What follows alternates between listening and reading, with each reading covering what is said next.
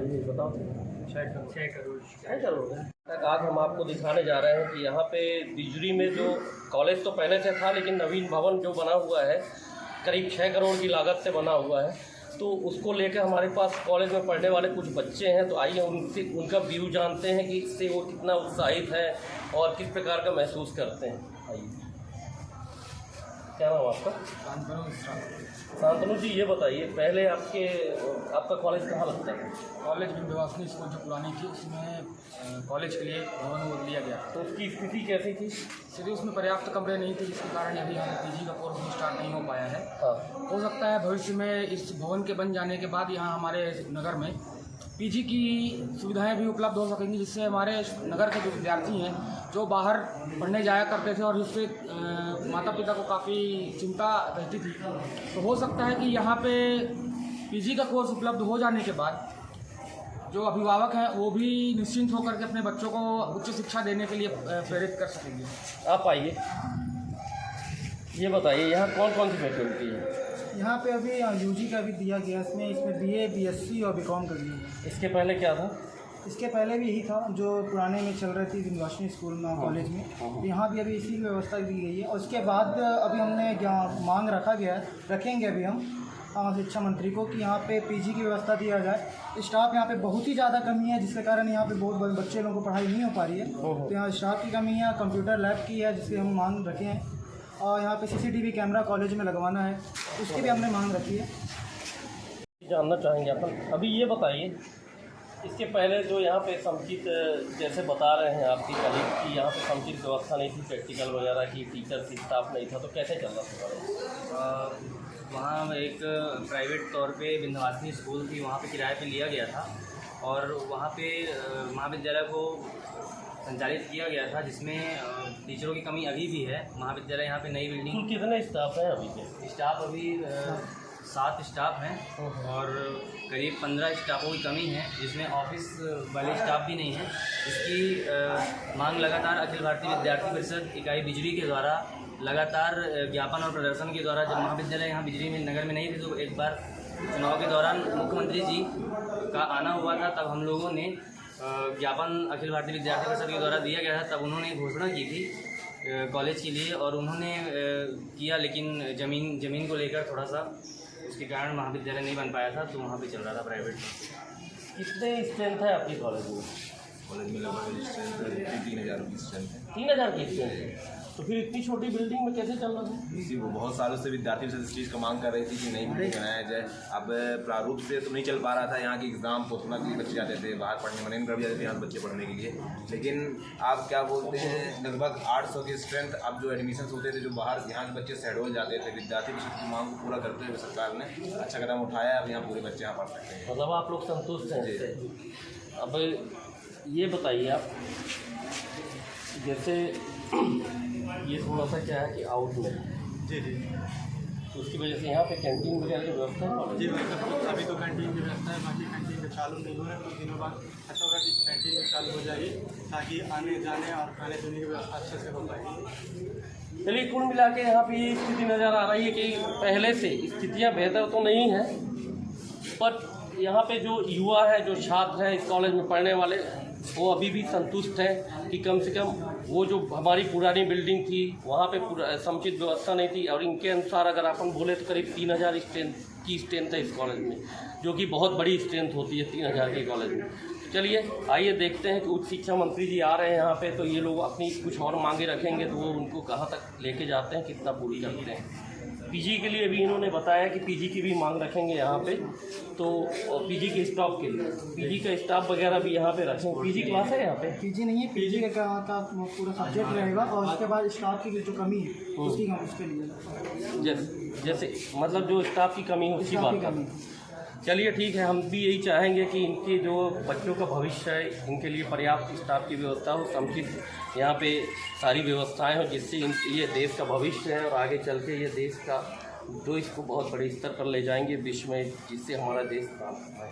अरूपुर से अभय पाठक। हेलो।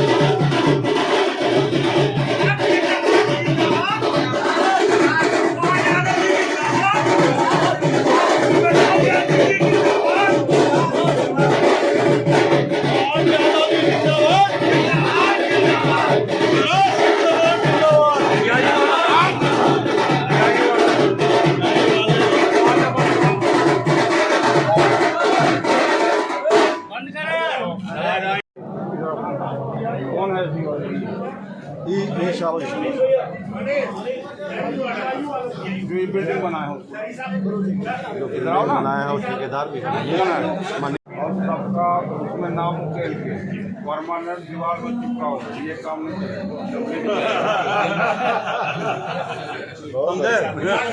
चौहान जी के द्वारा मध्य प्रदेश में उच्च शिक्षा को नई दिशा देने के लिए निरंतर अभिनव प्रयास किए जा रहे हैं, जिसके अंतर्गत प्रदेश के ग्रामीण विद्यार्थी, प्रदेश के यशस्वी मुख्यमंत्री माननीय शिवराज सिंह चौहान जी एवं प्रदेश के संकल्प आत्मनिर्भर मध्य प्रदेश के संकल्प को सिद्ध किया जा सकेगा।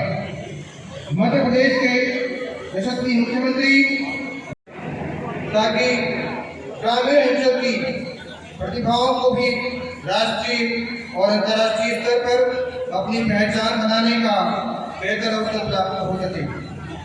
उच्च शिक्षा के क्षेत्र में किए जा रहे ऐसे अनवरत प्रयास मंत्रालय है नगर पालिका अध्यक्ष बिजली आदरणीय श्री पुरुषोत्तम सिंह जी, मंडल अध्यक्ष आदरणीय श्री धर्मेंद्र महाराज जी, पूर्व मंडल अध्यक्ष आदरणीय श्री गया गौर मिश्रा जी, पूर्व मंडल अध्यक्ष आदरणीय श्री मुकेश जैन जी, अखिल भारतीय विद्यार्थी परिषद प्रदेश मंत्री आदरणीय श्री सुमन यादव जी। चलना होता है, रुकने से नहीं मिलती मंजिल, चलना होता है। ना हो संघर्ष जीवन में तो इसका मोल क्या समझे। वक्त कैसे भी हो उसको एक दिन बदलना होता है, वक्त कैसा भी हो उसको एक दिन बदलना होता है। भारत माता की करते हैं।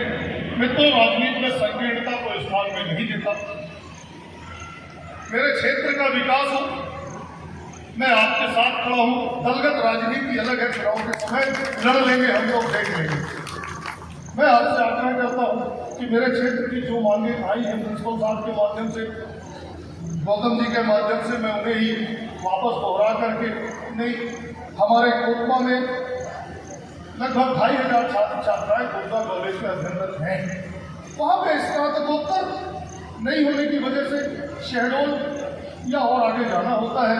मेरा आग्रह है, मैं पत्र भी आपको सौंपूंगा, मेरा आग्रह है कि अतिशीघ्र वो करें।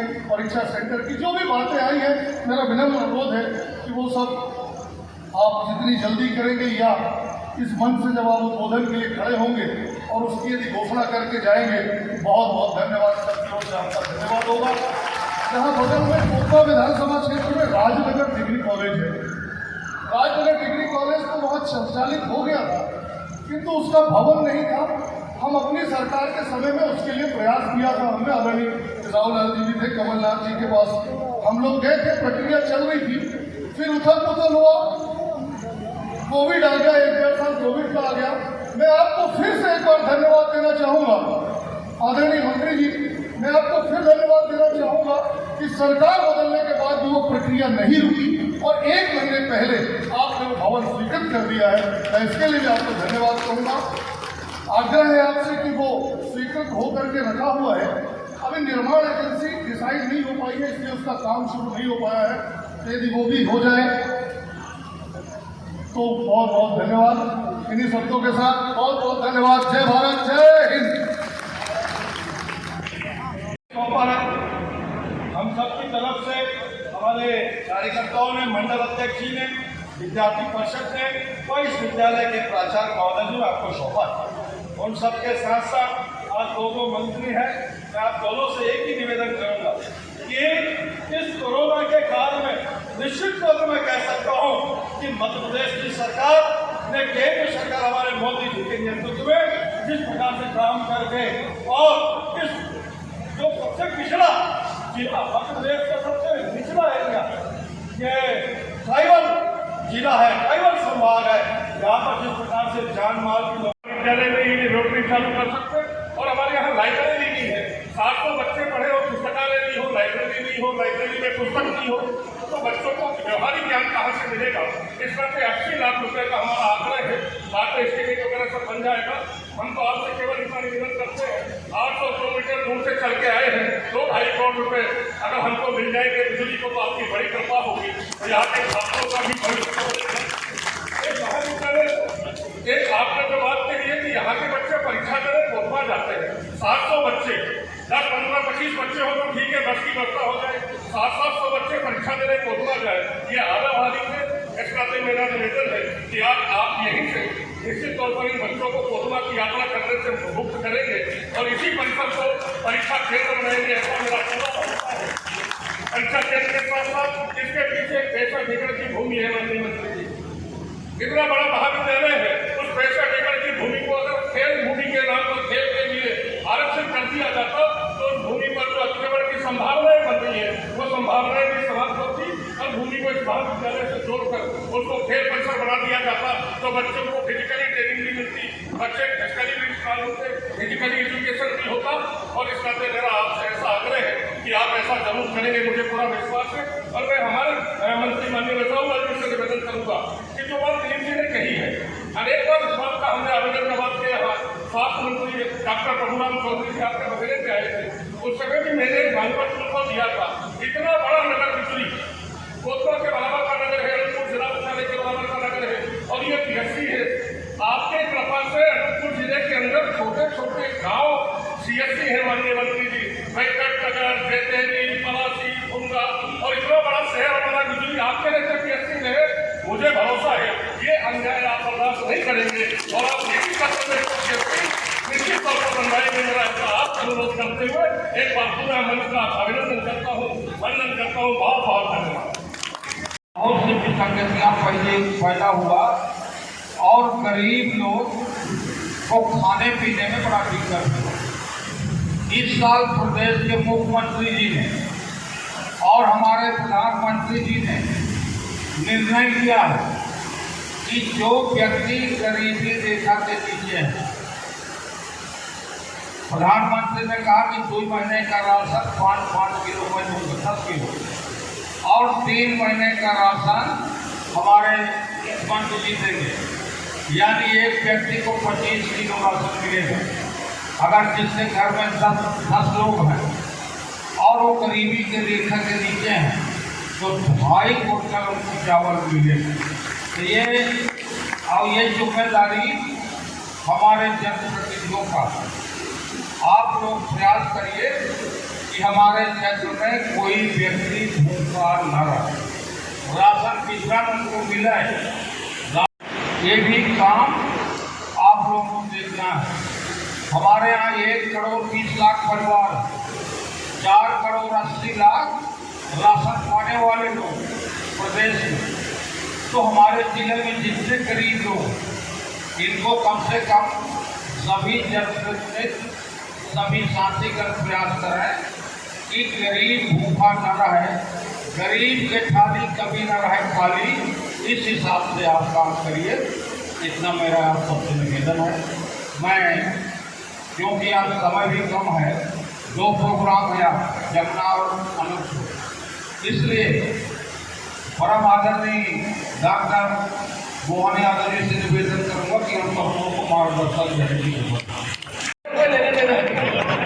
जितने लोगों ने बोल दिया, बोलने के लिए बचा क्या, मैं ये सोच के परेशान हूँ। जितनी सारी बात आपने बोली, मैंने आपकी सारी बात मान ली। जो मेरे पे हो सकता है इसमें कुछ नहीं बचा है। आपने कहा परीक्षा सेंटर यहाँ होना चाहिए, चलो हो जाएगा, कोई बात नहीं, बात से बनाओ। आपने दूसरी बात कही विश्वविद्यालय से संबंध होना चाहिए।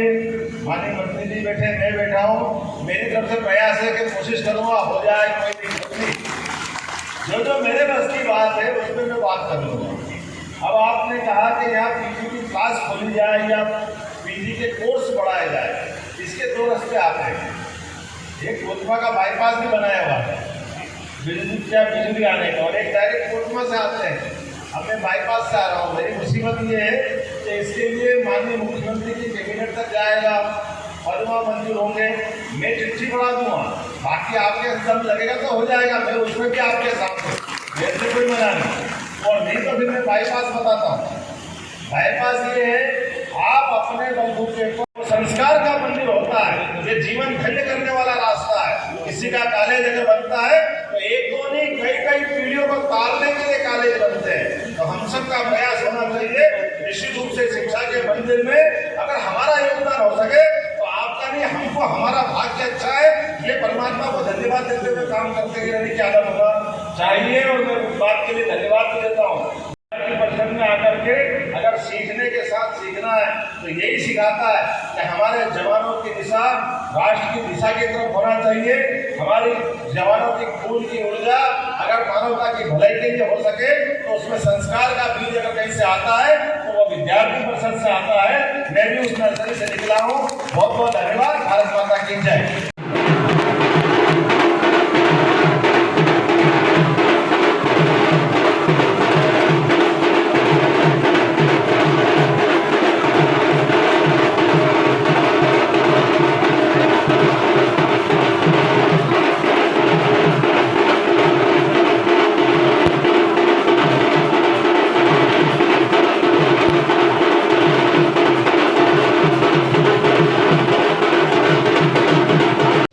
और इसके आसपास करीब 50-60 गांव में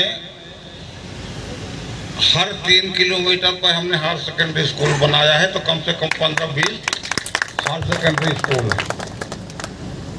क्योंकि आपका समय आज यहाँ में मिला है, इन लोगों की एक ही इच्छा है, बाकी कुछ नहीं है।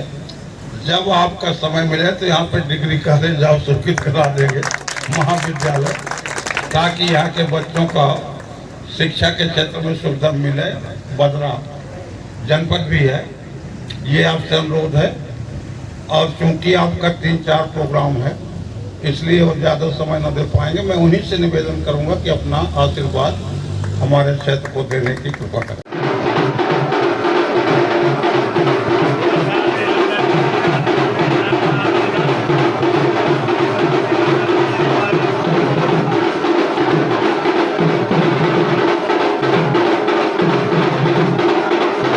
जिला पूरा प्राचार्य विहीन है। पूरा जिले के जितने भी कॉलेज हैं वो सब प्रभारी प्राचार्यों के भरोसे चल रहे हैं। निश्चित रूप से बात सही है कि प्रदेश भर में 518 कॉलेज हमारे हैं और इसमें लगभग 80% से ज़्यादा हमारे पास अभी प्राचार्य के पद, प्रभारी प्राचार्य से हम काम चला रहे हैं। लेकिन ये बात भी सही है कि चूँकि हाईकोर्ट और सुप्रीम कोर्ट में प्रमोशन के मसले पर आरक्षण के कारण से स्टे मिला हुआ है, जब तक वो क्लियर नहीं होगा तब तक हमारी डीपीसी वगैरह होना, प्रमोट करना या सीधी भर्ती के पद भरना, इस पर थोड़ा सा प्रतिबंध है। लेकिन मुझे इस बात का संतोष है कि प्रभारी प्राचार्यों के लिए भी हमने हर महाविद्यालय में उनकी ट्रेनिंग कराई है ताकि प्राचार्य के रूप में वो ठीक से काम कर सके। साथ ही साथ कई बार प्रभारी प्राचार्य की शिकायत भी होती है काम करने की गुणवत्ता के बारे में, तो हमने 1, 2, 3 सीनियर लोगों का अलग अलग तरह से ट्रेनिंग कराई है। अगर आवश्यकता पड़ेगी तो हम उसको रिप्लेस कर सकते हैं। प्रभारी प्राचार्य, जितने प्रभारी प्राचार्य हैं उन प्रभारी प्राचार्यों के तानाशाही के विरोध में आपका जो संगठन है ABVP वो सड़कों पर उतरा। मैंने क्या बोला आपसे दोबारा, अगर शिकायत आती है तो हमने पर्याप्त रूप से वहाँ पे प्रभारी प्राचार्य के विकल्प भी तैयार किए हैं। ये किसी की भी गलती होगी, अगर गलत काम करेगा तो कोई प्रभारी प्राचार्य नहीं रहेगा, ये मैं आश्वस्त कर सकता हूं। सर, प्रदेश में अतिथि विद्वान चाहे अतिथि शिक्षक हो, नियमितीकरण को लेकर लगातार आंदोलन भी कर रहे हैं। अभी तक उनके मतलब 1 साल 1.5 साल हो गए उनके आंदोलनों को, कोई निराकरण नहीं निकल पाया। अतिथि विद्वान को कोरोना की दोनों लहर में भी हमने उनको कॉलेज में बनाए रखा है। हमारी सहानुभूति उनके साथ है। ये बात सही है कि अतिथि विद्वानों को लेकर के PSC के माध्यम से पिछली बार कुछ निश्चित कोटा दे करके भी परमानेंट करने का प्रयास किया था, लेकिन कई लोग उसमें पास हो गए, जो उनका सिलेक्शन हो गया, कई लोग बच गए। तो अगली बार में फिर कराएंगे। लेकिन ये एक और आपकी जानकारी के माध्यम से आज ही अनाउंस कर रहा हूँ कि 450 और नवीन पदों की स्वीकृति भी मिल गई है। अर्थात जितने अतिथि विद्वान हमारे पास है, आज की स्थिति में 4200 अतिथि विद्वान है और हमारे पास आज की स्थिति में 4600 पद हो गए। तो कोई भी अतिथि विद्वान हमारी इससे बाहर नहीं है, जो सूची है। जी। विषय को लेकर भी कुछ सवाल थे। जितने भी अनुपुर के कॉलेज हैं वहाँ कहीं भी मैथ के सब्जेक्ट चालू नहीं है। मैथ्स के? जी सर, ग्रेजुएशन हो गया है, मास्टर्स हो गए, उसमें मैथ सब्जेक्ट रिलेटेड नहीं है सर। क्या है, लड़के शेड्यूल जाते हैं या कि बाहर जब उनको पढ़ने जाना पड़ता है सर? मैं दिखवा लेता हूँ, लेकिन मैं और आगे एक बात जोड़ना चाह रहा हूँ 167 प्रकार के डिप्लोमा और 132 प्रकार के सर्टिफिकेट कोर्स जिनके माध्यम से रोजगार मिलता है। जी जी।